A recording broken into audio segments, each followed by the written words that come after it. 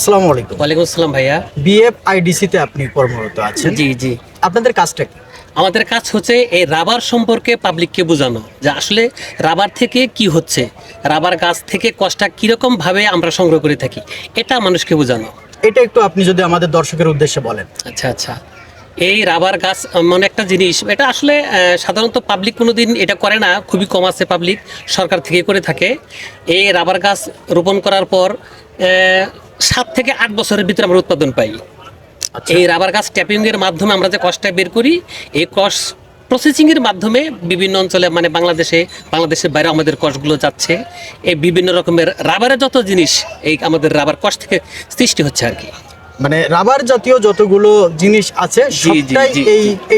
এই রাবার গাছের কষ থেকেই হচ্ছে। জি জি ভাইয়া। যেমন কয়েকটা এক্সাম্পল যদি দিতেন।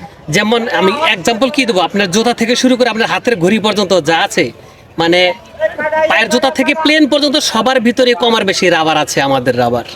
জাতীয় বৃক্ষ মেলাতে আপনারা কি করছেন? আমরা এটাই মানুষকে বোঝাচ্ছি যে আসলে রাবারকে দ্বিতীয় সোনা বলা হয় এজন্যই যে এত মূল্যায়ন করা হচ্ছে রাবারকে। বর্তমানে সবকিছুর ভিতরে রাবার আছে, রাবারটা খুব প্রয়োজনীয় একটা জিনিস আমাদের দেশের মধ্যে আর কি বর্তমানে। মানুষের সচেতনতা, রাবার সম্পর্কে মানুষের সচেতনতা বৃদ্ধির জন্য কাজ করছেন আপনারা। জি জি জি জি। বিএফআইডিসি থেকে। BFIDC Bangladesh forest industry development corporation. আমাদের এই রাবারের সাথে এই আরেকটা জিনিস, এই যে আমাদের ফার্নিচার, এই রাবার গাছ যখন বয়স শেষ হয়ে যায়, এই রাবার গাছ কেটে আমরা বিভিন্ন রকমের ফার্নিচার করে থাকি।